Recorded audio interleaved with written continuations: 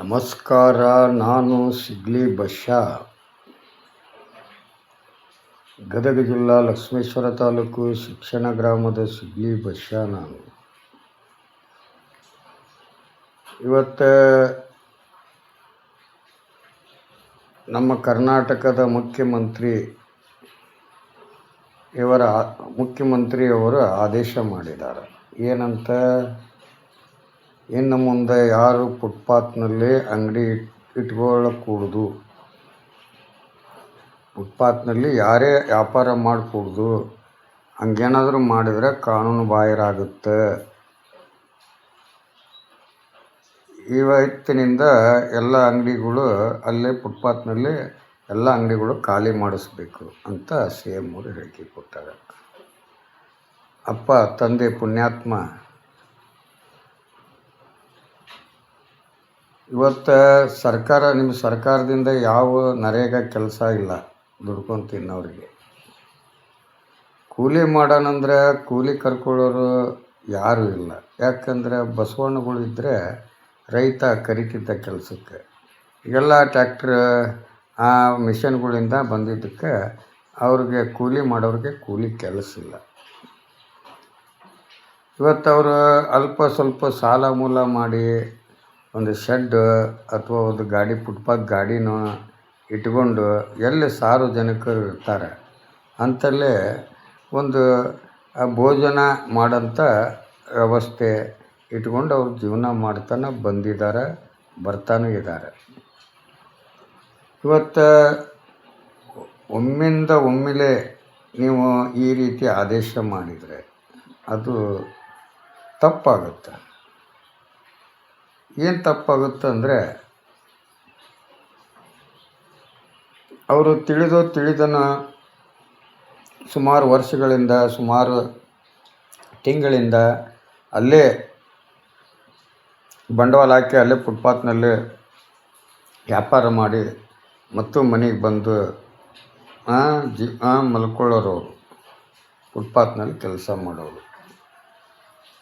ನೀವು ಈ ಒಂದು ಆದೇಶ ಜಾರಿಗೆ ಆದರೆ ಬೆಂಗಳೂರಿನಲ್ಲಿ ಎಷ್ಟು ಫುಟ್ಪಾತ್ ಅಂಗಡಿಗಳದು, ಲಕ್ಷಾನುಗಟ್ಟಲೆ ಅಂಗಡಿಗಳದು, ಸಾರ್ವಜನಿಕರು ಇರ್ತಕ್ಕಂಥ ಸ್ಥಳಗಳಲ್ಲಿ ಬೇಕಾದಷ್ಟು ಡಬ್ಬ ಅಂಗಡಿಗಳದವು, ಗಾಡಿಗಳದವು. ತರಕಾರಿ ಮಾರೋರಾಗಲಿ, ಏನೇ ಒಂದು ವ್ಯವಸ್ಥೆ ಬದುಕಲಿಕ್ಕೆ, ಹೊಟ್ಟೆ ತುಂಬಿಸ್ಕೊಳ್ಳಿಕ್ಕೆ, ಕೆಲಸ ಮಾಡಲಿಕ್ಕೆ ಒಂದು ಕಾಯಕ ಇಟ್ಕೊಂಡು ಅವರು ಬಂದಿದ್ದಾರೆ. ಈಗ ಬೆಂಗಳೂರಿನಲ್ಲಿ ಈ ಒಂದು ಫುಟ್ಪಾತ್ ಒಂದು ವ್ಯವಸ್ಥೆ ಇದ್ದರಿಂದ ಬೆಂಗಳೂರಿನಲ್ಲಿ ವಾಕ್ ಮಾಡೋಕ್ಕಾಗಲಿ, ಜನರಿಗೆ ಒಂದು ಇದಾಗಲಿ, ಒಳ್ಳೆಯದಾಗಲಿ ಅಂತಂದು ನಿಮ್ಮ ಆಸೆ ಇದ್ದರೆ ನೀವೊಂದು ಕೆಲಸ ಮಾಡಿ. ಎಲ್ಲೆಲ್ಲೇ ಜನಸಂಪರ್ಕ ಇರುತ್ತೆ ಅಲ್ಲಲ್ಲೇ ಫುಟ್ಪಾತ್ನಲ್ಲಿ ಕೆಲಸ ಮಾಡ್ತಾರಲ್ಲ ಅವ್ರಿಗೆ ನೀವೇ ಒಂದೊಂದು ಜಾಗನ, ಅಂದರೆ ಅವರು ಹೊಟ್ಟೆ ತುಂಬಬೇಕು, 4 ರೂಪಾಯಿ ಉಳಿದಿರಬೇಕು ಅಂಥ ಜಾಗದಲ್ಲಿ ಅಂಥ ದುಡಿಮೆ ಕೊಡಿಸೋಂಥ ವ್ಯವಸ್ಥೆಗಳ್ನ ಫುಟ್ಪಾತ್ನಲ್ಲಿ ವ್ಯಾಪಾರ ಮಾಡೋರಿಗೆ ಈ ಒಂದು ಆದೇಶ ಮಾಡೋದಕ್ಕಿಂತ ಮುಂಚೆ ಅವರಿಗೆ ರೆಡಿ ಮಾಡಿ ಇಡಬೇಕು. ನೀವು ರೆಡಿ ಮಾಡಿ ಕೊಟ್ಟು ಆಮೇಲೆ ಅದನ್ನು ತೆರವುಗೊಳಿಸ್ಬೇಕು. ನೀವು ಒಮ್ಮೆಗೆ ಏಕ್ದಮ್ ತೆರವುಗೊಳಿಸ್ಬಿಟ್ರೆ ಅವ್ರು ಎಲ್ಲಿ ಅಂಗಡಿ ತೆರೆ ಮೇಲೆ ಇಟ್ಕೊಂಡು ಕೂತ್ಕೋಬೇಕು. ಇರೋಕೆ ಅವ್ರಿಗೆ ಮನೆ ಇರೋದಿಲ್ಲ, ಬಾಡಿಗೆ ಕಟ್ಟೋಕೆ ದುಡ್ಡು ಇರೋದಿಲ್ಲ. ಈ ಗಾಡಿ ತೊಗೊಂಡು ಎಲ್ಲೇ ರೋಡ್ನಾಗೆ, ಸೆಂಟ್ರಲ್ ರೋಡ್ನಾಗೆಲ್ಲ ನಿಲ್ಲಿಸ್ಬೇಕಾ?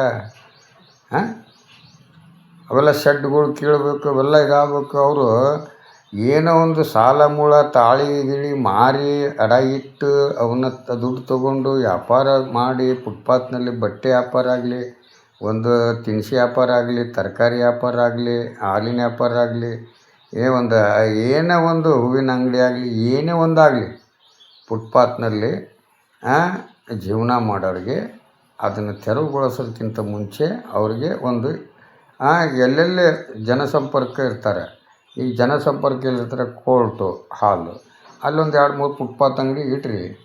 ಕೋರ್ಟ್ ಹಾಲ್ ಮುಂದ್ಗಡೆ, ಬ್ಯಾಂಕ್ ಅಲ್ಲೊಂದು ಇಡ್ರಿ. ಒಟ್ಟು ಬೆಂಗಳೂರು ಸಿಟಿ ಐತಿ ಅಂದ್ಬಿಡಕ್ಕೆ ಅಲ್ಲಿ ಎಲ್ಲಿ ಜನಸಂಪರ್ಕ ಇರ್ತೈತಿ ಕಬ್ಬಿನ ಪಾರ್ಕ್ನಾಗ ಇಡ್ರಿ, ಅಲ್ಲಿಡ್ರಿ. ಒಟ್ಟು ಚೆಂದಾಗಿ ಚೊಕ್ಕಾಗಿ ಅವ್ರಿಗೆ ಅರಿವು ಮೂಡಿಸಿ ಒಳ್ಳೆ ನೀವು ಸರ್ಕಾರದವರು ಅವ್ರಿಗೆ ಅನುದಾನ ಕೊಟ್ಟು ಅಂಗಡಿ ಮಾಡಿಕೊಟ್ಟು ಅವ್ರಿಗೆ ಜೀವನ ಹೊಂದಿಸ್ಕೊಡಿ. ಅವಾಗ ನಿಮಗೆ ಲಕ್ಕಿ ಮುಖ್ಯಮಂತ್ರಿಯವರು ಅಂತ ನಾ ಕರಿತೀನಿ. ಇಲ್ಲ ಅಂದರೆ ಏನು ಮಾಡೋಕ್ಕಾಗಲ್ಲ. ನಿಮ್ಮ ಕೈಯಾಗ ಅಧಿಕಾರ ಐತಿ. ಇವತ್ತು ಆ ಪಕ್ಷದವರು ನಿಮ್ಗೆ ಬೈತಾರೆ, ನಿಮ್ಮ ಪಕ್ಷದವರು ಅವ್ರಿಗೆ ಬೈತಾರೆ. ನೀವು ನಿಮ್ಮ ಅಪರಾಧಗಳ್ನ ಸರಿ ಮಾಡ್ಕೊಳ್ಳೋಕ್ಕಾಗದೇ ಇದ್ದಿದ್ದರಿಂದ ಇವತ್ತು ಜನರಿಗೆ ನಿಮ್ಮವರಿಂದ ತೊಂದರೆ ಆಗ್ತಾ ಇದ್ದಿದ್ದರಿಂದ ಇವತ್ತು ಜನಸಾಮಾನ್ಯರು ಬೀದಿ ಪಾಲಾಗ್ತಾ ಇದ್ದಾರೆ. ಯಾಕೆ ಬೆಂಗಳೂರಿನಲ್ಲಿ ಇವತ್ತು ಫುಟ್ಪಾತ್ನಲ್ಲಿ ಜೀವನ ಮಾಡೋರು ಇವತ್ತು ಬೆಂಗಳೂರು ಕ್ಲೀನ್ ಮಾಡ್ತಾರೆ. ಫುಟ್ಪಾತ್ನಲ್ಲಿ ಜೀವನ ಮಾಡೋರಿಗೆ ಇಲ್ಲಿ ಅವಕಾಶನೇ ಇಲ್ಲ ಅನ್ನೋಂಥ ಆದೇಶ ಮಾಡೋದು ಸರಿ ಅಲ್ಲದು. ಅದಕ್ಕೋಸ್ಕರ ಇವತ್ತು ಪ್ರತಿಯೊಂದು ಹಳ್ಳಿ ಗ್ರಾಮಗಳಿಗೂ ಸರ್ವೆ ಮಾಡಿರಿ, ಕಷ್ಟ ಸುಖಗಳ ಬಗ್ಗೆ ಹಂಚಿಕೊಳ್ಳ್ರಿ. ಎಲ್ಲ ಉತ್ತರ ಕರ್ನಾಟಕ ರಾಜಕಾರಣಿಗಳು, ದಕ್ಷಿಣ ಕರ್ನಾಟಕ ರಾಜಕಾರಣಿಗಳು ತಮ್ಮ ಕ್ಷೇತ್ರ ಅಭಿವೃದ್ಧಿ ಮಾಡೋದು ಬಿಟ್ಟು ಬೆಂಗಳೂರಿನಲ್ಲಿ ಹೋಗಿ ಕೂತ್ಕೊಂಡು ಸಾವಿರಾರು ಕೋಟಿ ದುಡ್ಡು ಮಾಡಿಕೊಂಡು ಸಾವಿರಾರು ಎಕರೆ ಆಸ್ತಿ ಮಾಡಿಕೊಂಡು ಅಲ್ಲಿ ಕೂತ್ಬಿಟ್ರೆ ಇಲ್ಲಿ ಉತ್ತರ ಕರ್ನಾಟಕದವ್ರಿಗೆ ಯಾವ ವ್ಯವಸ್ಥೆ ಮಾಡಿಕೊಟ್ಟಿದ್ದೀರಿ ನೀವು? ಇವತ್ತು ದಕ್ಷಿಣ ಕರ್ನಾಟಕದಾಗ 1 ಎಕರೆ ಭೂಮಿ ಇತ್ತಂದರೆ ಪೇಟ್ ಕಾರ್ನಾಗ ಅಡ್ಡಾಡ್ತಾರೆ. ಇವತ್ತು ನಮ್ಮ ಉತ್ತರ ಕರ್ನಾಟಕದಾಗ 50 ಎಕರೆ ಇದ್ರೂ ಅವರು ಸಂಡಾಸ ಮಾಡೋಕ್ಕೊಂದು ಕಟ್ಸೋಕೆ ಅವ್ರ ಹತ್ರದಲ್ಲಿ ಆಗೋದಿಲ್ಲ. ರೈತರು ಯಾವತ್ತೂ ಶ್ರೀಮಂತರು ಆಗೋದೇ ಇಲ್ಲ. ಅವ್ರು ಬರೀ ಸಾಲದಲ್ಲೇ ಸಿಕ್ಕಾಕೊಂಡು ಸಾಯ್ತಾ ಇರ್ತಾರೆ. ಅಂಥವ್ರಿಗೆ ಒಂದು ಸರ್ವೆ ಮಾಡಬೇಕು, ಕರ್ನಾಟಕ ಸುತ್ತಬೇಕು. ನೀವು ಒಂದು ಸಲ ಮುಖ್ಯಮಂತ್ರಿ ಆದರೆ ಎಲ್ಲರನ್ನೂ 1 ತಿಂಗಳ ಟ್ರೈನಿಂಗ್ ಕೊಡಬೇಕು ನೀವು. ಎಲ್ಲ ಶಾಸಕರಿಗೂ ಎಲ್ಲ ಜಿಲ್ಲಾ ನೋಡ್ಕೊಂಬರ್ರಿ, ಯಾವ್ಯಾವ ಜಿಲ್ಲಾ ಅಭಿವೃದ್ಧಿ ಆಗ್ಯಾವೆ, ಯಾವ್ಯಾವ ಜಿಲ್ಲಾ ಅಭಿವೃದ್ಧಿ ಆಗಿಲ್ಲ. ಇವತ್ತು ನಮ್ಮ ಗದಗ ಜಿಲ್ಲಾ ಲಕ್ಷ್ಮೇಶ್ವರ ತಾಲೂಕು, ಇವತ್ತಲ್ಲಿ ಮುಂಡ್ರಿಗಿ ತಾಲೂಕು, ಲಕ್ಷ್ಮೇಶ್ವರ ತಾಲೂಕು, ಸಿರಹಟ್ಟಿ ತಾಲೂಕು, 3 ತಾಲೂಕು ಒಂದೇ ಕ್ಷೇತ್ರ, ಮೀಸಲು ಕ್ಷೇತ್ರ. ಅಲ್ಲೇ ಯಾವ MLA ಬಂದ್ರೂ ಆ ಒಂದು ಕ್ಷೇತ್ರ ಅಭಿವೃದ್ಧಿ ಮಾಡೋಕ್ಕೆ ಇವತ್ತಿಗೂ ಆಗ್ತಾಯಿಲ್ಲ. ಸಿರಹಟ್ಟಿ ಇತ್ತು, ಈಗೂ ಅದೇ ವ್ಯವಸ್ಥೆಯಲ್ಲಿ ಐತಿ, ಮುಂದುವರೆದೇ ಇಲ್ಲ. ಅಲ್ಲಿ ಮುಂದುವರಿಬೇಕಾದ್ರೆ ಕೆಲವೊಂದು ಫ್ಯಾಕ್ಟ್ರಿಗಳು ಕಟ್ಟಬೇಕು, ಜನಸಾಮಾನ್ಯರಿಗೆ ಕೆಲಸ ಕೊಡಬೇಕು. ಅವಾಗ ಅಲೇದು ಬಿಡ್ತಾರೆ, ಬೆಂಗಳೂರಿಗೆ ಬರೋದು ಬಿಡ್ತಾರೆ. ಒಂದೊಂದು ಜಿಲ್ಲಾದಾಗ ಕಟ್ರಿ, ಕೆಲಸಗಾರರಿಗೆ ಕೆಲಸ ಕೊಡ್ರಿ, ಅಂಥ ಸೇವೆ ಮಾಡಿರಿ.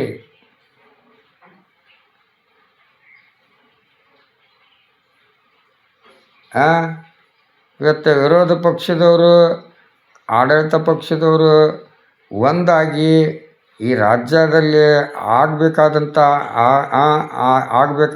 ಕೆಲಸಗಳಿಗೆ ಅನುದಾನ ಕೊಟ್ಟು ಅದನ್ನು ಸರಿ ಮಾಡಿದ್ದೀವಿ ಅಂತಂದು ಒಂದು ಹೂವಿನ ಹಾರ ಹಾಕಿಸ್ಕೊಂಡು ಹೋಗೋದು ಕಲಿಬೇಕು ನೀವು. ಅದು ಬಿಟ್ಟು ನೀವು ರಾಜಕಾರಣ ಮಾಡ್ತೀರಿ.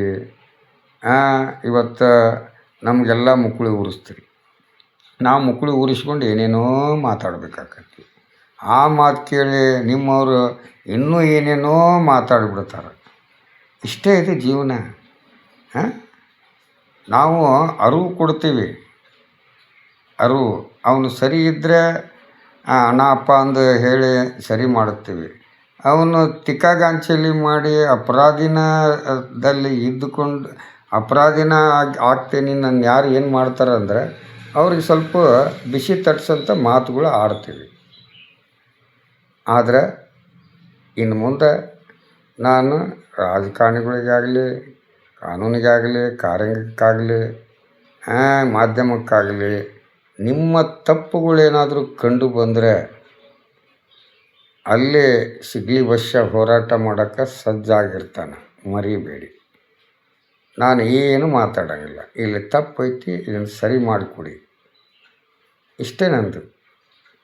ಯಾಕಂದರೆ ಈ ಸಿಗಲಿ ವರ್ಷ ಮೊನ್ನೆ 1 ಎಕರೆ ಭೂಮಿನ ದಲಿತರಿಗೆ ಇದ್ದಂಥ ಭೂಮಿನ ಹೊಡ್ಕೊಂಡು ತಿಂದಿದ್ದು ಒಬ್ಬ ರೈತ.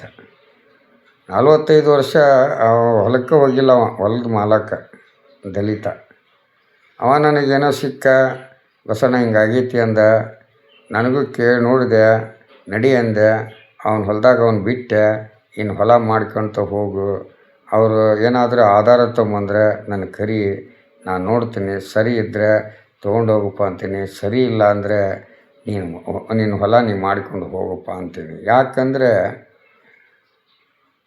ಸರ್ಕಾರ ಮಂಜೂರು ಮಾಡಿದಂಥ ದಲಿತರಿಗೆ ಮಾಡಿಕೊಟ್ಟಂಥ ಜಮೀನನ್ನು ಯಾವ SC ST ಬಿಟ್ಟರೆ ಬೇರೆ ಯಾರೂ ಅದನ್ನು ಪರ್ಚೇಸ್ ಮಾಡೋ ಹಕ್ಕ ಇಲ್ಲ ಅವ್ರಿಗೆ.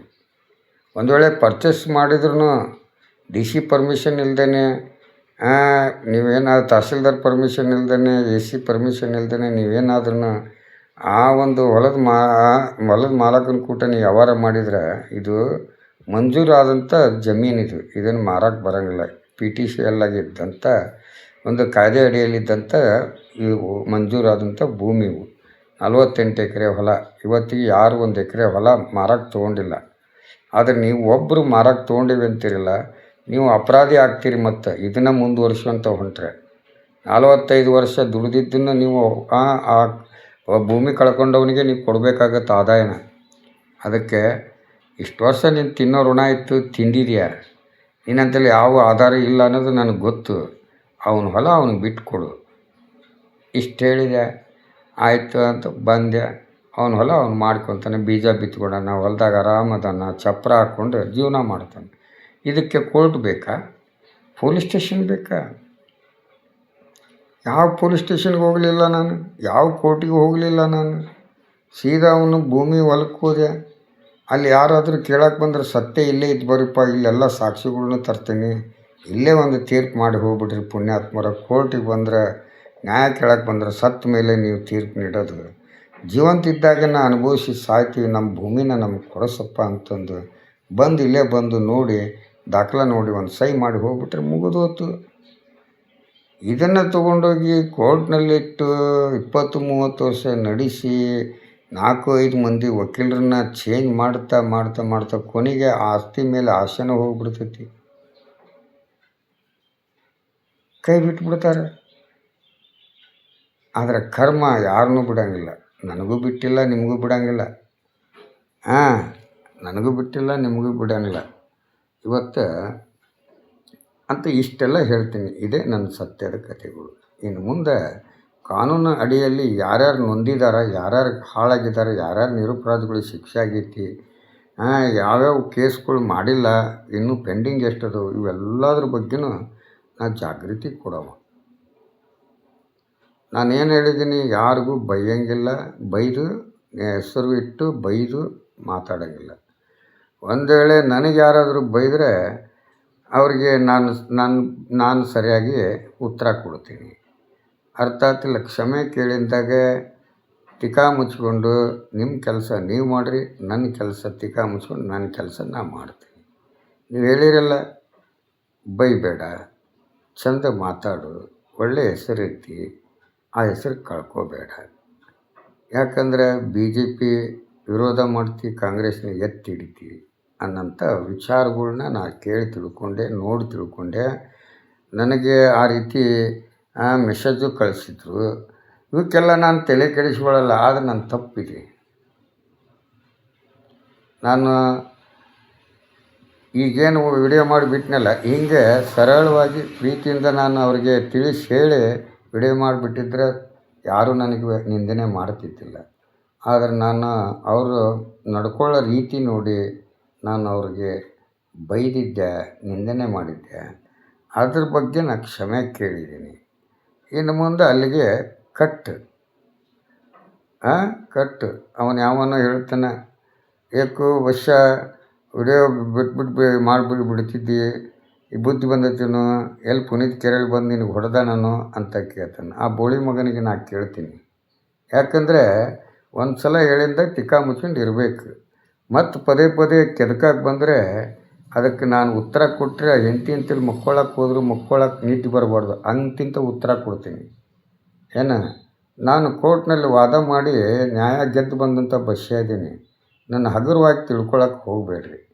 ಯಾಕೆ ಹೇಳಿ, ನಿಮ್ಮ ಮಾತಿಗೆ ಗೌರವ ಕೊಟ್ಟು ನಾನು ಗೌರವದಿಂದನೇ ಮಾತಾಡ್ತೀನಿ.